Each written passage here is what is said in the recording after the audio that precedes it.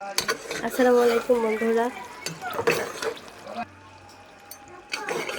সবাই কেমন আছেন? আলহামদুলিল্লাহ আমিও ভালো আছি।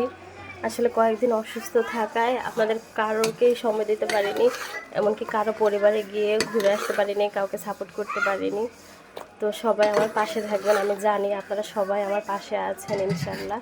আপনারা সবাই আমার ভাই বোনের মতো, এমনকি আমিও আপনাদের বোনের মতো। তো এই তো আজকে রান্না করছি, দেখুন এখানে গরু মাংস রান্না করছি।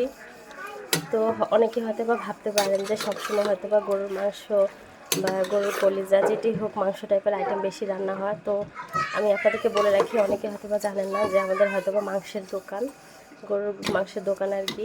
তো যখন ইচ্ছা হয় তখনই আর কি এভাবে দোকান থেকে পাঠিয়ে দেয়, তো রান্না করে থাকি আর কি।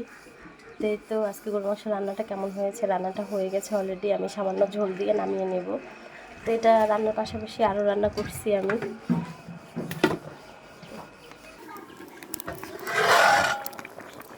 যে এখানে আজকে রান্না করেছি আলু দিয়ে, টমেটো দিয়ে, আর এই যে ডিম দিয়ে,